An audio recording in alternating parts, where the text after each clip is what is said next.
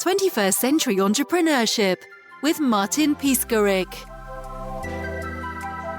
I think the answer to everything that we're all looking for, whether it's in business or in parenting or in our marriage, is time. Time is what we're looking for, and it's the thing that we always feel like there is never enough of. I'm a bit obsessed with how I use my time and schedule my time. And one of the ways that I create boundaries to make sure that there's sufficiency, that there's enough time where I need it to be, is by creating what I call an ideal week schedule. And I actually got this from my virtual mentor, Michael Hyatt.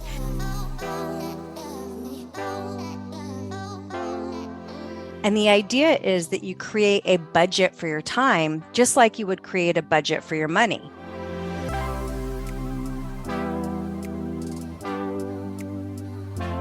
And so when you do a budget for your money, it's a plan. It doesn't mean it goes exactly like that. It doesn't mean that it's perfect, but at least there's a plan. So my suggestion is to create an ideal week. So whether you want to do it on Google Calendar or do it on a spreadsheet, and I want you to plug in, what do you need for sufficiency for self-care? What do you need for sufficiency for your marriage if you're married? What do you need for your work, for your kids? And you block that time out. Now, most of the time when I do this exercise with people, they realize, oh, there's not enough hours in the day. There's only 24 hours in the day.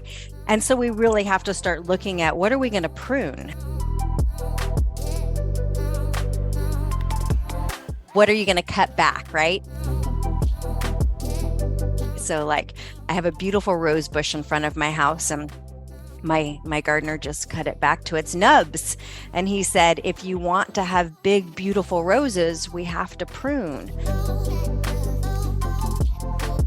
And so this is the same thing in your life, is to look at, what do you need to cut back to create room for what's most important?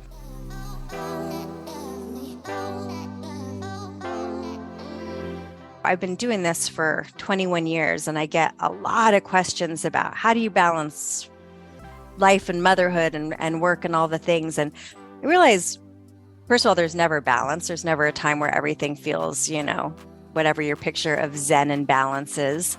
But why you feel unbalanced is because you're so busy doing everything for everyone else, whether that's in the business or in parenting or for your spouse, that you feel like there's nothing left for yourself.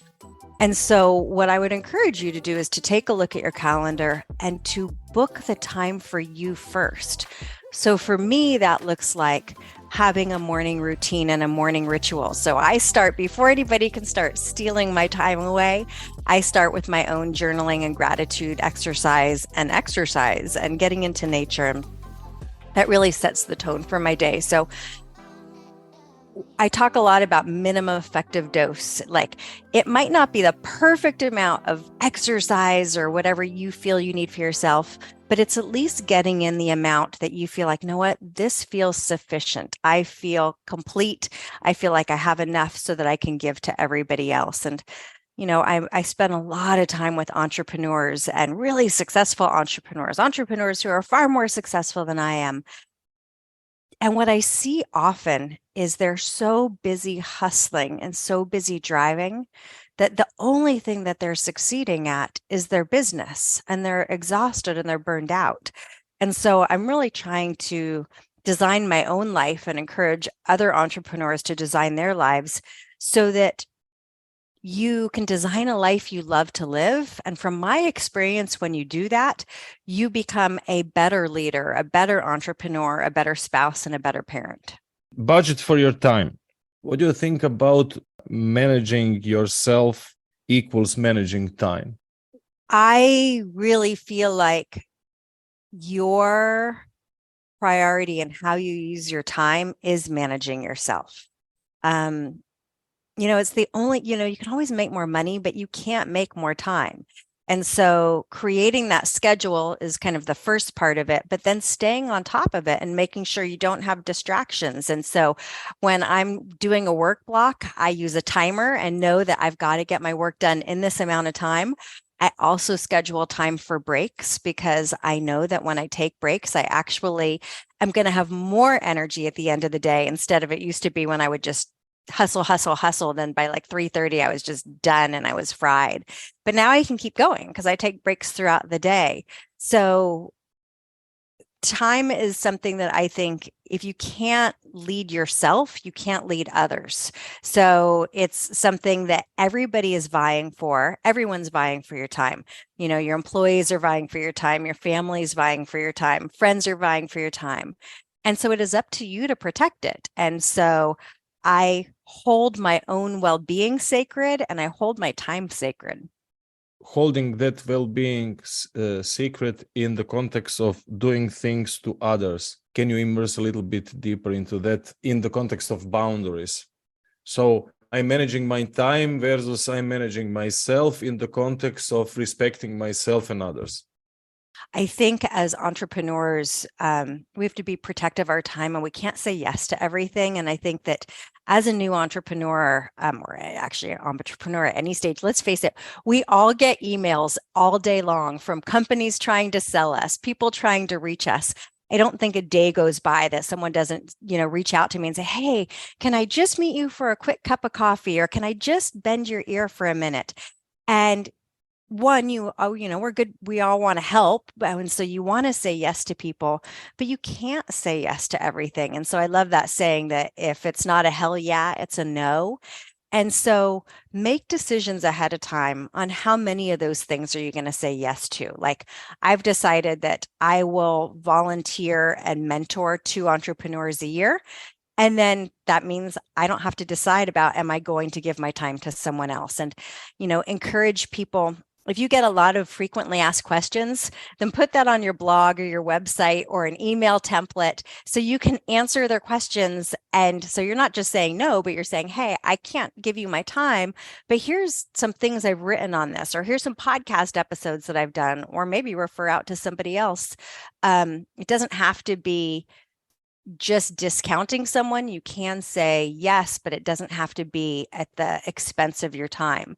And just being really wise what you say yes to. Like I love going out with my friends, but I don't usually go out with each friend individually. I'll try to get groups of friends together because it's fun for us all to connect and it's also more efficient. So I think another part of boundaries is kind of realizing what stage of life you're in. And so if, I work with a lot of young moms. So if you're a young mom, it's a very chaotic, very time expensive time. And so to really realize, okay, this might not be the time that you're going to go out with friends as much. And maybe it's not the time that you're going to pick up a hobby because right now I'm all in with motherhood. But even when you're all in with motherhood or all in with your business, I think it's still important to protect some of your time. Design your life being wise. Any prerequisites? I realize that a lot of the activities that we do as entrepreneurs actually apply really well in your life. And so when you think about most business plans, programs will teach you, do an annual planning meeting, do quarterly reviews. What's working? What's not working? Where are we off track? What are your goals for the quarter? What are you going after? And so when I design my life, I do all the things for my business that I do that for my life. So I take at least one day of the year. It's usually around late October, and I do a year in review. How did last year go? What were the wins? What were the misses? What did I learn? Where was I living my best life? And then I start to create the vision for what do I want to create the following year? And, big, hairy, audacious goals and exciting things. And, I believe there's some energy around law of attraction and telling your brain where you want it to go. But more than that, I believe that you have to create a strategy. So once I create that vision for what I want, I create the strategy of, okay, is this going to happen in Q1, Q2, Q3, Q4? What are the things that I need to make that happen? And then just like you would in business, you start to create kind of the to-dos and the tasks that are going to get you there. And I check in on those. So on a daily basis, part of my morning routine is checking in on some of that. And then I do a quarterly review, just like I do with my team. And it just keeps getting you back on track. And, a really great exercise, and lots of people have done it in different ways, is to do Wheel of Life. I think Zig Ziglar was one of the first people to do it. And so this is a great assessment to start at the beginning of the year, but hey, I'd say start it at any time. After you listen to this episode, just Google Wheel of Life and look at different areas of your life, from finance to relationships, fun and adventure, your health, maybe your home. I mean, different companies will rate them differently. And rate, how are you doing in these different things? And so I might realize, hey, my financial section is really low. And it might not even be because I'm financially not doing well, but sometimes it's because I feel like, I just don't know if I know enough about my finances and if I'm making the right decisions. And so I'm going to double down in that quarter on maybe reading some more books or listening to some more podcasts. So the goal being to really strengthen all of the different areas of my life that I feel need some strengthening. And that's kind of how I design my life.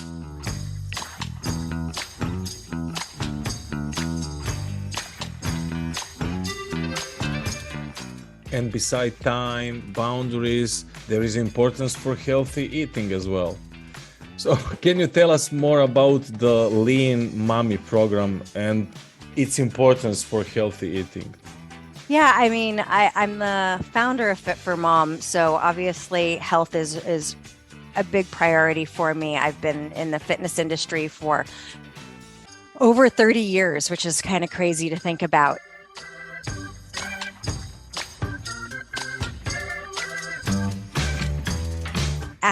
I am a very, very firm believer that if you don't have your health, you can't enjoy any other part of your life.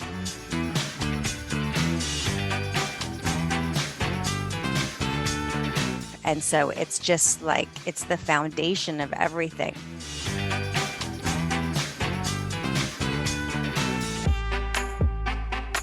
And so I'm really very thoughtful about making sure that, I'm eating the right foods and nourishing my body and moving my body every day, because that is how I become the best version of me for all the different areas of my life that are important.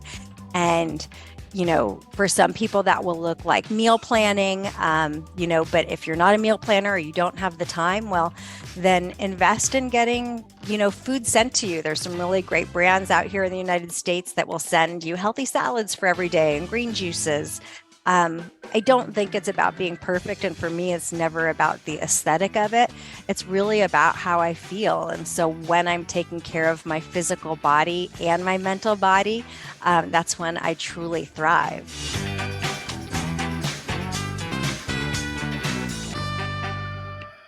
By the way, what inspired you to create Fit for Mom?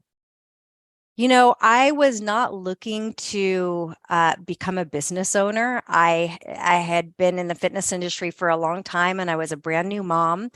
And I had so many questions about motherhood. I had questions about nursing and sleeping, and I had no mom friends. So I kind of had this little light bulb idea while I was on a stroller workout with my son. And I said, I can help other moms get back in shape after having a baby. We can work out with our babies in the strollers, and they can help me with everything that I need to know about motherhood. And apparently I wasn't the only one looking for that, because I created a class called Stroller Strides. That was our first flagship program. It was a stroller-based workout where moms get a total body workout while working out with their baby, and they have fun and they connect and there's community. And I started that here in San Diego in 2001. By the end of the first year, we had 12 class locations running. I decided I don't have to go back to work. I can turn this into a business. And it was a business that really went viral because this was before social media. There was no Facebook, no Instagram. We started getting requests from all over the country from women who wanted to start classes or join classes. And I felt so blessed. I felt like I hit the job jackpot to have a job that was feeling good, bringing an income to my family, and I could do with my family. It was just incredible. And so with that, I was able to, we franchised the business. And here we are 21 years later. We have franchises all over the country, hundreds of franchises. We now have fitness classes for every stage of motherhood. So I think last count, I think we have 6 different programs. Happy to tell you about them. And so I'm proud of this business on so many different levels. I'm proud of it at the community level because moms so need community, and I so believe in the power of moms and the strength that happens when we all come together. But I'm also so proud of the career opportunities that we've created through the franchise. So yeah, that's kind of how it started and where we're at now. Can you tell us more about your experience on TV, such as NBC's Today Show? How has helped you to spread your message? Yeah. Wow. The first time the Today Show called us, we were just blown away. We thought we were just a little local business and didn't realize that word was, spreading around the country. And so the Today Show actually came to my home and filmed classes and interviewed me. And, that was back when Matt Lauer was still someone we were pretty excited to be connected with.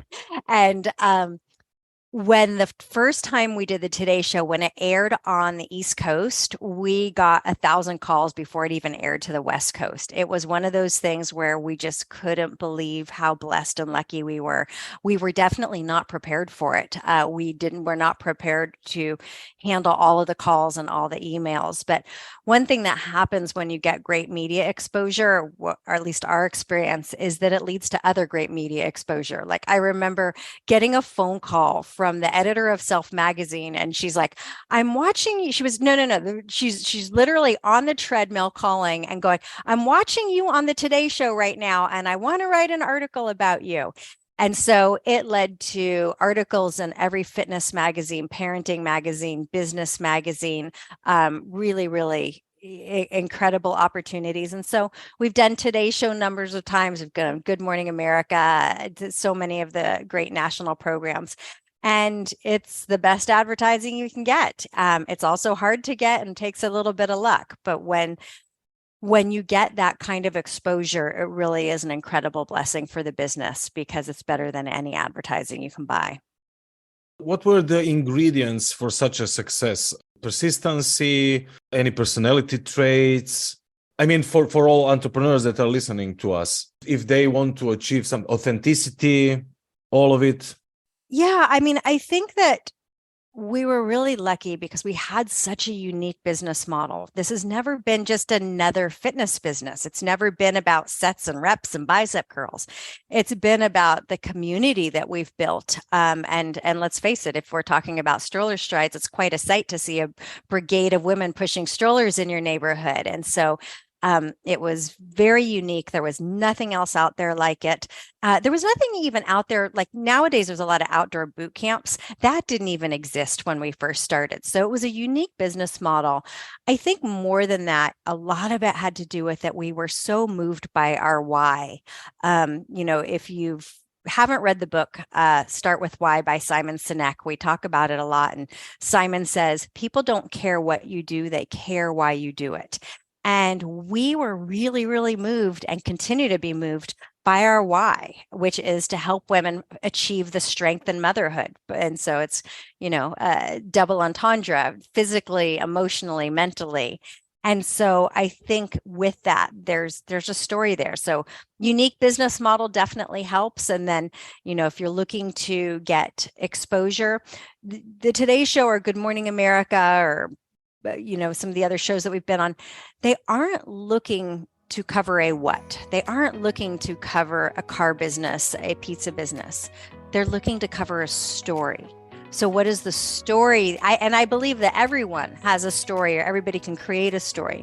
What is the story that you have to offer that can get you in front of the media?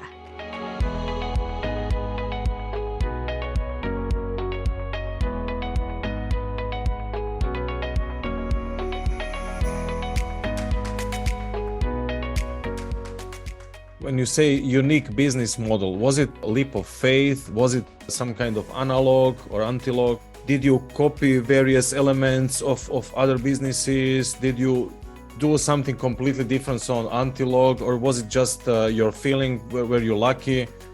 Was it the market research? Yeah, I mean, we really created a brand new business model in terms of, if in my day, when you were wanting to own your own fitness business, it meant that you opened your own gym or personal training studio or something like that. So, really big, giant investment, and you're going to have a physical facility. Whereas I created this program, Stroller Strides, that could be done in your local park. I really wanted to create a low-cost business opportunity for moms that they could do from home. We're not the classes, but they work from home, and also that most of them work part-time. I mean, we have very few franchisees who work a 9-to-5 job. It is a part-time business, and it's a turnkey business. And so we are a franchise, and we've been awarded one of the fastest growing franchises and one of the best franchises for moms and all these kinds of things. But in so many ways, we're not like a traditional franchise, because we're not talking about a 6-figure investment. We're talking, it depends on when this releases, but a $7,000 investment. And it's a low-cost business that's very supportive of motherhood, that really blends passion for fitness and motherhood. And so those are some of the ways that I think that we've created a unique business model that didn't exist before.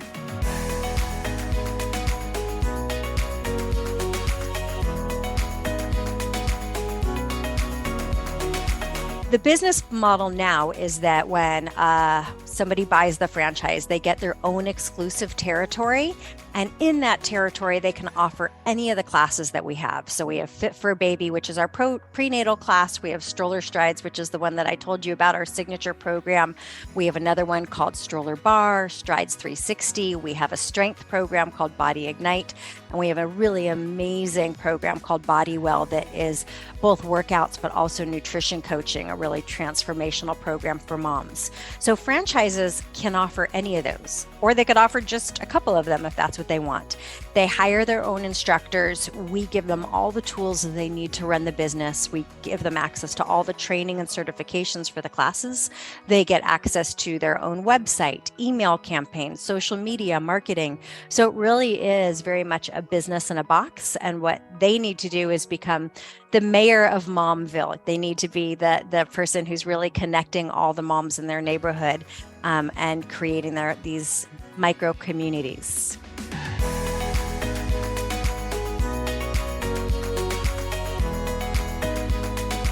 So I don't know how many moms you have listening, but if you are a mom, or even if you know a mom, feel free to share this with them. If you go to fitformom.com/podcast, we have access to, we're going to give you access to a free month of classes. We also are going to do, isn't that great? We've got free classes that you can try out, as well as 50% off our Fit for Mom on Demand. So if you're listening internationally, because I know we don't have classes across the country, we do have an on-demand program. And so all you need to do is go to fitformom.com/podcast. And then we have a code for you. The code is 21century50, 21century50 to get that 50% off discount. And if you want to find us or find out more, just go to fitformom.com. It's fit4mom.com. And certainly follow us on all the socials. We've got Facebook, Instagram, all the things. And if you want to follow me, it's Lisa Druxman. 21st Century Entrepreneurship with Martin Piskarik. Imagine a space where triumphs, trials, and tales of entrepreneurship come alive. Welcome to the 21st Century Entrepreneurship Podcast, a gold awarded journey hosted by Martin Piskarik, connecting with listeners in 95 countries and ranking in the top 0.5% of all podcasts. Join our exclusive community, elevate your perspective, and embark on the path to success.